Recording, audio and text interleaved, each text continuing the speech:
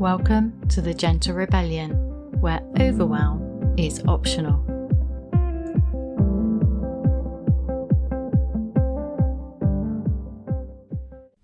Hello. So I'm back from my 3-week road trip in the Pacific Northwest of America.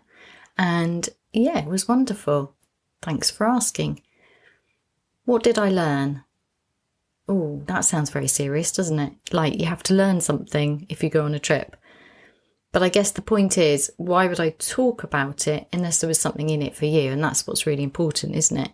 There are many things that I could tell you that I think you'd like to hear that would be helpful.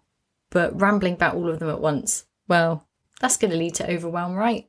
So instead, I want to concentrate on the first thing that's hitting my mind today as I prepare to talk to you. And that is awe and wonder versus news headlines. So from here in the UK, in the south of England, if I look at news headlines about America, it looks pretty bad. And I was aware when we booked the trip at the beginning of February this year that we would be going just before an election. And we all know the energy and the importance that goes into the American election. It's important for many reasons. And it looks like from here that there's masses of division. There's a lot of protests. There's terrible things going on. There was also recently, obviously, the hurricane, which is really sad for the people involved.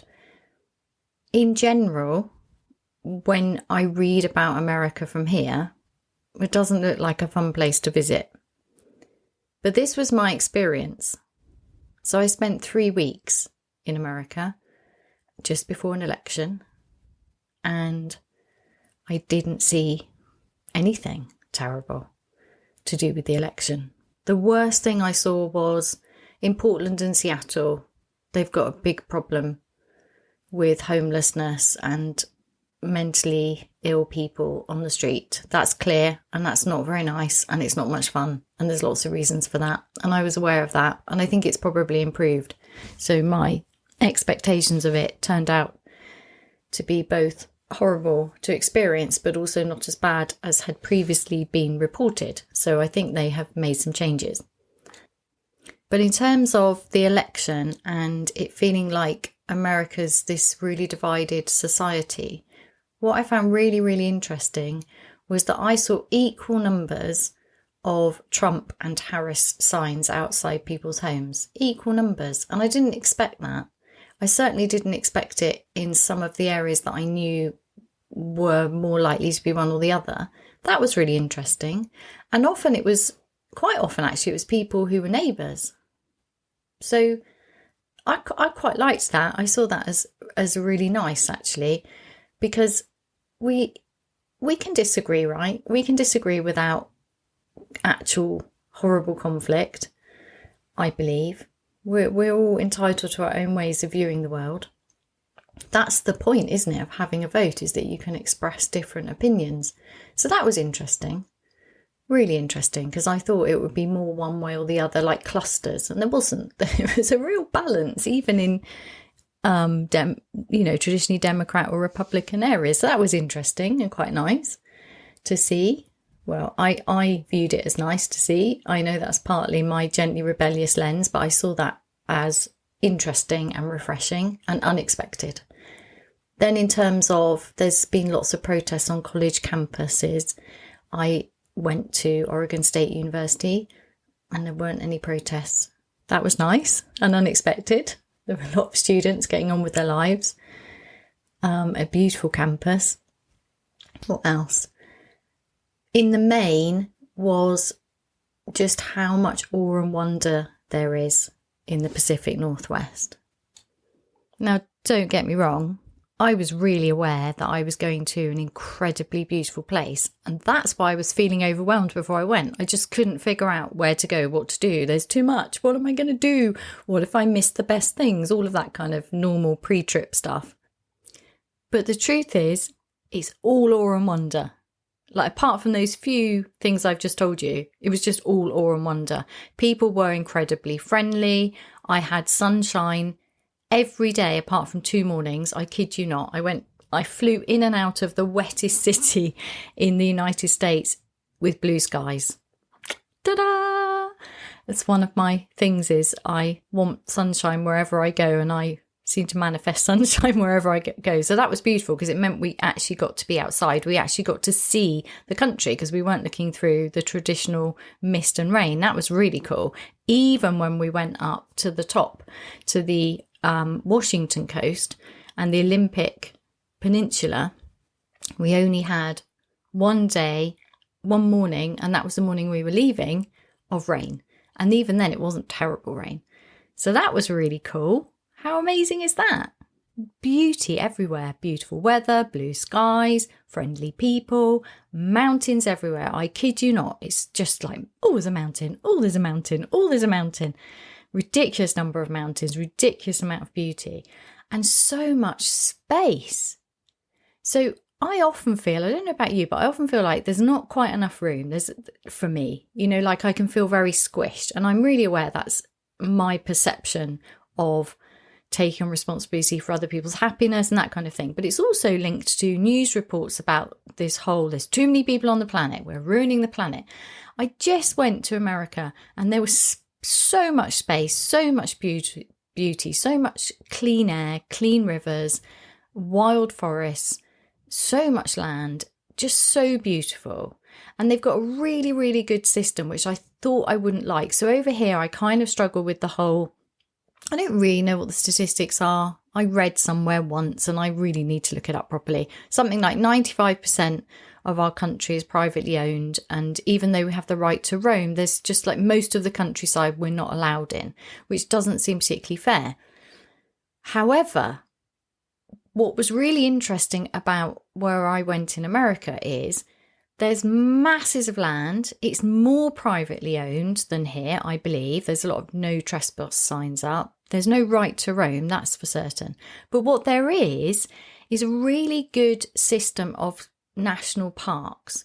And it's set up so you are welcome there. There's none of this, oh no, we don't want you driving in the countryside, even though it's incredibly hard to access anywhere outside of cities without a car in this country. It was just all set. It was so welcoming. It's easy to park. It's easy to get to.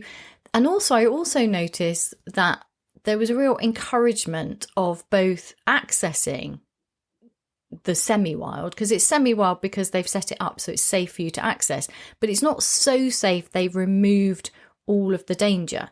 And I really liked that because I'm really tired of I feel overwhelmed by messages of don't do this is dangerous, make sure you've done this. Instead, there's just signs up saying things like, this is coyote country, don't do this. If you see a coyote, throw something at it.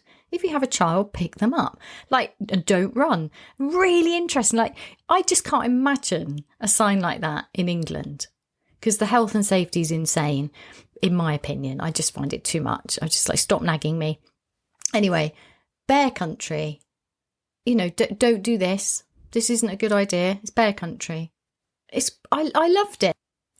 Also, what was interesting to me is just the amount of forest, wild forest. Now, normally in this country, when I drive anywhere where there's wood, it calls to me. I just want to be in the wood. I want to explore the wood. Over there, drove past miles, hundreds of miles of dense wild forest, and I did not want to get out of the car and go in it. I was so grateful for the organised national parks where there are trails that you can go on, and even then there's risk. There's definitely risk. If it was snowing, if you met a bear, there's risk involved. And as humans, we need a certain amount of risk, otherwise it just doesn't work. It reminds me of this getting into the state of flow. To get into a state of flow, that beautiful, time-bending, deliciously satisfying way of working or doing something, there needs to be the right balance between ease and challenge. And it feels like that to me in general as we move about. So if everything's sterilised, it's a bit like the difference between, National Trust properties, old houses, they have a lot of ropes. You're not allowed here, you're not allowed there. And then I went to Dunblane Castle, And they didn't have that. They had to sit here, do this, do that. And it was so nice. It was so good because it just wasn't, I didn't feel so cut off from it. And I really appreciated that. It's not a criticism. It's just an observation. This is what I like. God, I'm sounding a little bit concerned that I'm going to offend today. That's no good, is it? Let's drop that rubbish. It's a little bit of a criticism. I don't want to be told not to do things all the time. It's really boring. I understand that you have to protect old chairs, but putting thistles and acorns on them to stop people sitting on them, I don't know. I'm just a bit bored of it. I don't know. It's getting a bit tiring, all the rules at the moment for me. Anyway, that was something I really enjoyed, was that freedom and safety together, and yet there was danger. It just worked for me. I just loved it. And that meant I didn't resent being told that I wasn't allowed on most of the land. I just didn't resent it. It's like, well, there's loads of land. I don't want to go on the wild bits. I don't need to go on explore people's ranches. That's their business. They can keep their land. There's masses of land. So I guess there is a thing between, we're a bit more squished here, I guess. I don't know what the ratio of people to open space is. I've no idea. But anyway, that was exciting. I enjoyed that. I enjoyed the feeling of open space, plenty of land, plenty of wild places, really exciting, and just so much ridiculous beauty. What were the highlights for me? Tricky one. I'm actually writing my trip into a book, partly so I can re-enjoy it, and partly because there's something for me in that we go through periods where we nearly destroy ourselves by being so overwhelmed.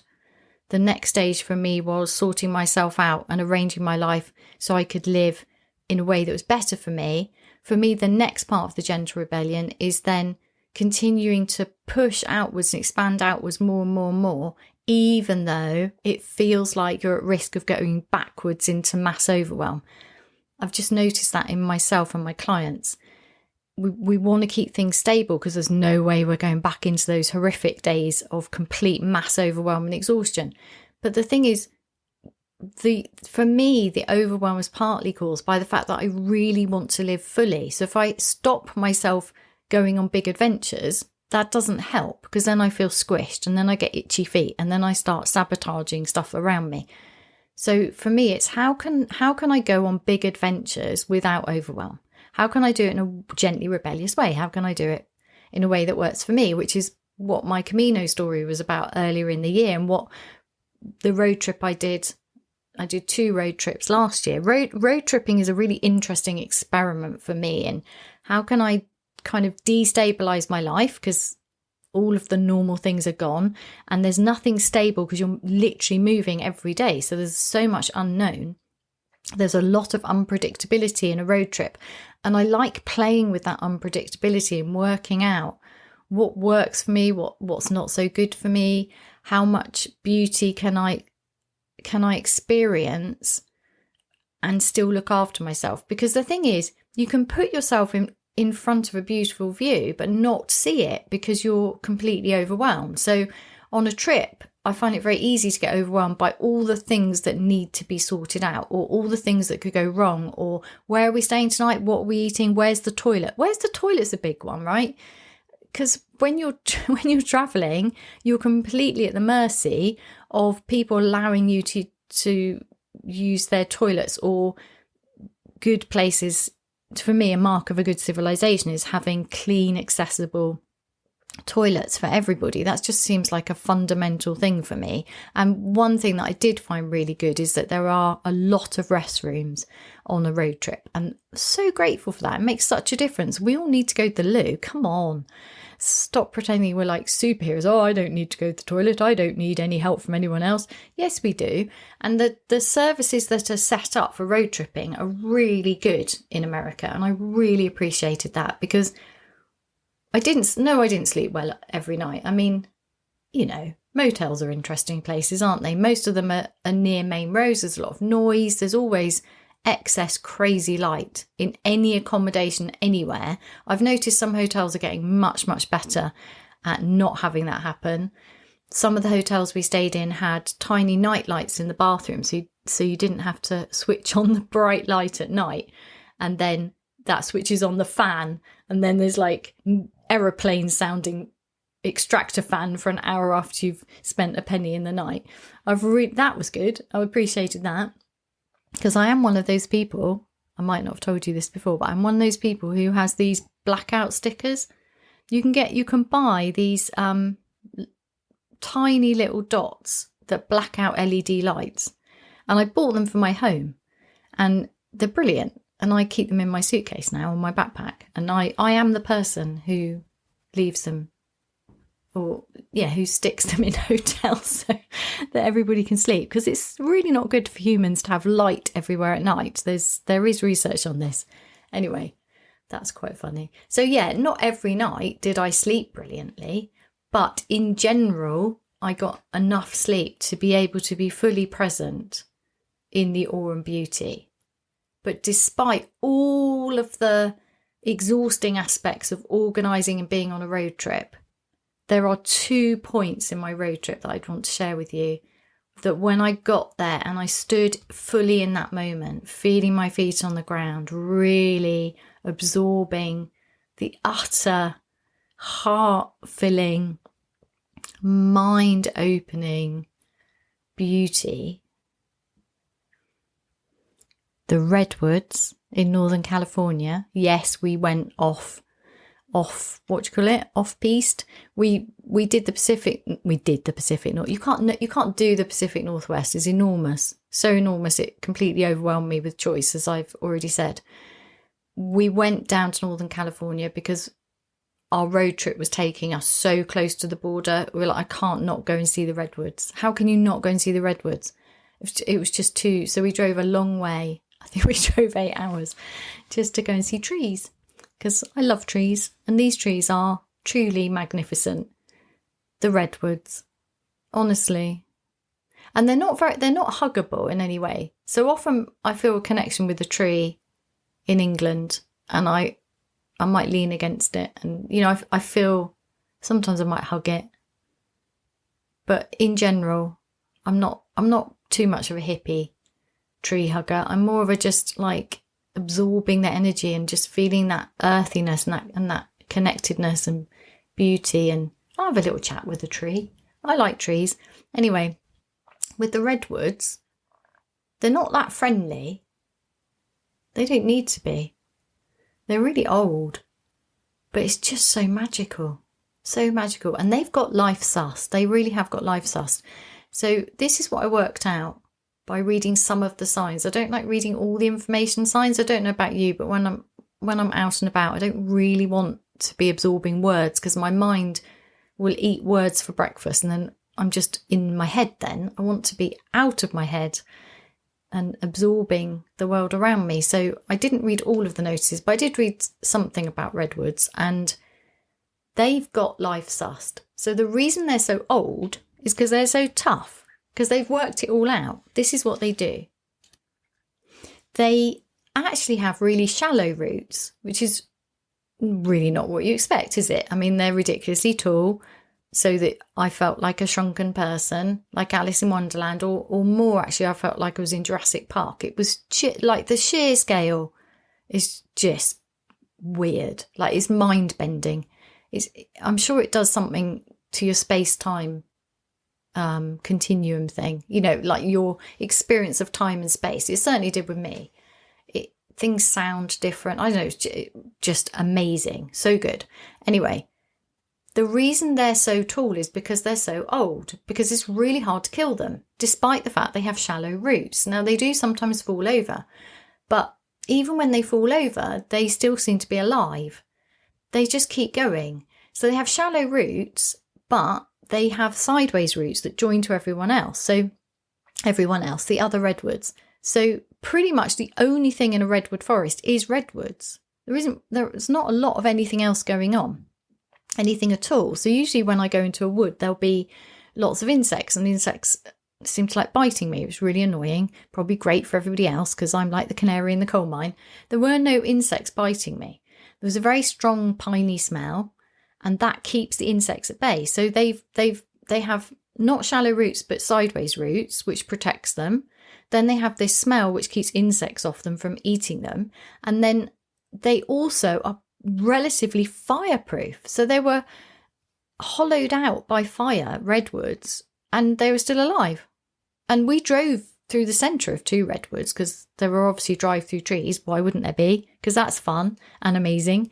And what else? Oh yeah, they if they get stressed or damaged, or for whatever reason, they make burrs, the lumpy bits on old trees. Apparently inside there are lots of, I don't think there's seeds, but like there's like thousands of mini trees ready to go off. So basically, they've got like little tree egg sacs on them. You're not killing a redwood. I mean, it's pretty tough, which is why they're so old. So they're old because they're good at surviving. And now I'm getting another insight, thinking, so what is it you need? What is it you need to survive and thrive? So that was interesting. That's a good question. So the redwoods have tree community to support them. They're really good at preventing insect attacks, so they stay healthy, and they can stay alive regardless. They're just amazing, and they are genuinely so big. I just can't. I don't know how big they are. I didn't think about the size. I photographed a size of, it's called the big tree, which is just hilarious because big trees everywhere. And I've got that. So I do know that I could read it and tell you how tall they are, but who cares?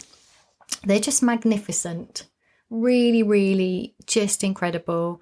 And I stood there and I said to my partner, this one moment makes it worth it, regardless. And once you have that one moment on a big trip, it doesn't really matter, does it? Like, that's it. That was worth it. And it was. And the other moment, or actually moments, because they were repetitive. So after we'd been down to Northern California, we drove up Highway 101, nearly the whole length of it. And that takes in the Oregon and Washington coast. And the Oregon coast, oh my goodness. Like, I'm a beach person. I grew up on an island. I love swimming. I love being in the sea. There's no way I was going in that sea. That sea is wild, wild. And the driftwood is basically redwoods. So once again, I felt tiny and like I could have been at any point in history. It's like going back in time. I don't know why. It just felt like that. It just felt incredible. And then there's these rocks, so the most famous one is Cannon Beach. And you think, well, who wants to go to the most famous place? Yeah, go there. It's like so big. It feels like it's just you on the beach. And that was another thing that I found really heart-filling is you go to watch a sunset and other people gather. The idea that humans are terrible and humans don't care about the environment and I don't know, all that nonsense. You go somewhere beautiful. People gather in awe and silence. There's something beautiful about that. That sharing of just the sun, but the sun does it every day, right? So why is it so important? Because it's awe and wonder. We crave awe and wonder. Just so beautiful. Yeah, the Oregon coast, Cannon Beach, any of them, La Push, just, oh my goodness. Just incredible. So big, so wild, so much space. The energy of that sea, the sun shining on those rocks, just incredibly beautiful, incredibly beautiful. So that was another moment in time of, I would have done anything to be here right now. Anything. So let's just wrap this up with my initial intention, which was the idea that if I place my attention, for me, this is largely a reminder of the importance of controlling where I place my attention. Is where I'm placing my attention inducing fear and overwhelm, or is it nourishing me? Because the news headlines aren't the truth and they're not a balanced view of the world. And there have been times in my life, as I've talked about before, where I've completely ignored the headlines. And then since COVID, I have got back into reading them. But I still just think, why? Why am I doing that? And sometimes it's out of curiosity. There's lots of reasons, and it doesn't really matter. It's not just where you place your attention, it's how you place it, isn't it? And recognizing, is that making me feel worse, or is that helpful? Is it dragging me in? How does it feel in my body? Is it making me feel heavy in my heart? Things like that matter. Of course they matter, because how you are in the world matters. So in order to stand fully in those moments of awe and wonder, I have to be able to fully allow my attention to rest in that moment, to let go of everything else. Now, it's easier when something is so wondrous that it overwhelms me, and it does overwhelm me. That is one of the advantages of being easily overwhelmed. I'm also easily overwhelmed by beauty, which also means sometimes I just needed a rest from looking at it. Yes, seriously. Because there was just so much, just, awe and wonder again, awe and wonder, awe and wonder. Oh my goodness, it's so amazing. Tears. That doesn't mean there was too much of it. Oh no, it means it's safe to have a rest and look again. Absolutely. Just so good. So where I'm placing my attention matters hugely. Before I went, I was interested to know how much of the picture of America that is given to me by what I read matched what's actually going on there. And I have been there before, just before election cycles, but not as close to an actual election date. And to find happy people, not talking about politics, happily displaying, well, I'm assuming happily, I didn't talk to them, but able to display opposite signs of voting next to their neighbours, I think that's a good sign. And most people that I saw seemed happy and healthy, and there was a lot of community. We ate one night because there was nowhere else to eat, and we found ourselves at this roadhouse that was a bowling alley and was doing barbecue, and it felt like the whole community was there.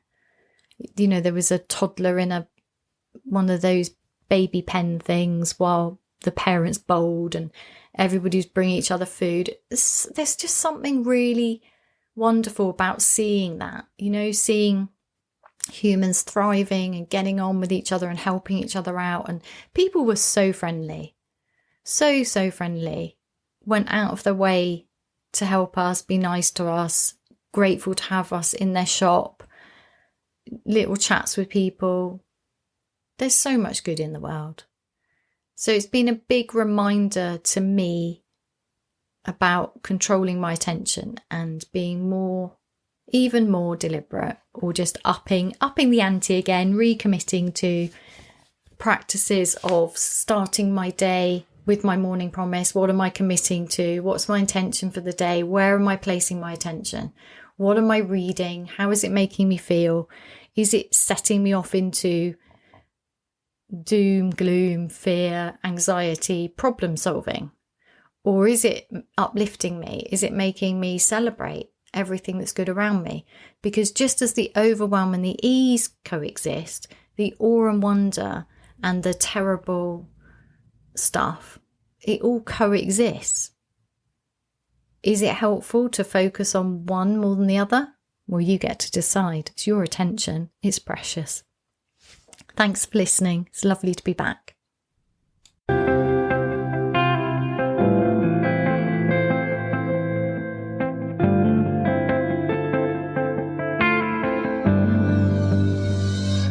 For more resources to help you gently rebel, please visit my website www.heidimarke.co.uk.